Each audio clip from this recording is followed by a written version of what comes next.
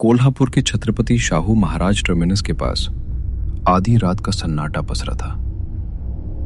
शहर में एक रहस्यमयी कातिल का आतंक था।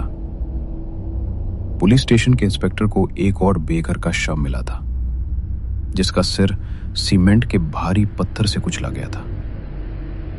यह कहानी एक खौफनाक हकीकत से प्रेरित है। कोल्हापुर शहर के व्यस्त महाद्वार रोड और रानी लक्ष्मीबाई चौक पर दिन भर लोगों की हलचल रहती थी, लेकिन रात के समय यहां अजीब सा सन्नाटा छा जाता था। शहर के रेलवे स्टेशन और बस स्टैंड के आसपास रहने वाले बेसहारा और गरीब लोग रात में चैन की नींद सोते थे, लेकिन कुछ महीनों से कई लोग सुबह मृत पाए जा रहे थे।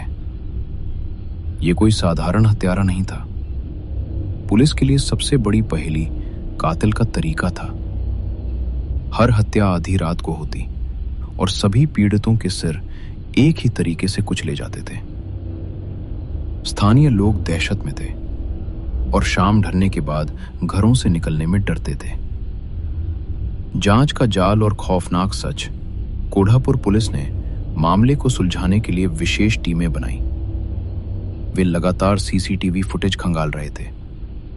उन्होंने स्टेशन के आसपास गुप्तचर तैनात किए और कई बार डमी पुतले भी लगाए ताकि कातिल को रंगे हाथों पकड़ा जा सके। कुछ दिनों की कड़ी मशक्कत के बाद पुलिस को एक संदिग्ध व्यक्ति दिखाई दिया। जब पुलिस ने उस व्यक्ति को गिरफ्तार कर लिया तो उसने जो सच बताया उसने पूरे महाराष्ट्र को हिलाकर रख दिया। वो कातिल कोई और नहीं बल्कि उसी इलाके में रहने वाला एक सिरफिरा था जो नशे की लत का शिकार था। पूछताछ में उसने खुलासा किया कि वो सिर्फ इसलिए लोगों को मारता था क्योंकि उसे ऐसा करने में एक अजीब सी संतुष्टि मिलती थी।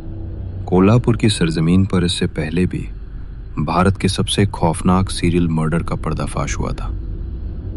1990 के दशक में अंजनाबाई गावित और उनकी दो बेटियां रेणुका शिंदे और सीमा गावित ने कोल्हापुर, पुणे और नासिक जैसे शहरों में आतंक मचा रखा था। वे छोटे बच्चों का अपहरण करती थी, उनसे भीख मंगवाती थी। जब बच्चे उनके किसी काम के नहीं रहते थे या उनके पकड़े जाने का खतरा मंडराता था तो वे बेहद बेरहमी से उनकी हत्या कर देती थी। जब पुलिस ने उनके घर की तलाशी ली तो बच्चों के कपड़े और गायब हुए बच्चों की तस्वीरें मिली, जिन्हें देखकर पुलिस भी कांप उठी थी।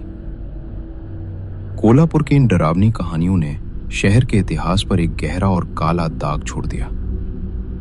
भले ही पुलिस ने ऐसे दरिंदों को सलाखों के पीछे पहुंचा दिया, लेकिन इन खौफनाक वारदातों की यादें आज भी कोल्हापुर के लोगों के दिलों में सिहरन पैदा कर देती हैं। ऐसी और कहानियां सुनने के लिए सब्सक्राइब करें और कुछ कहानियां इस अपने चैनल को लाइक और शेयर करना ना भूलें।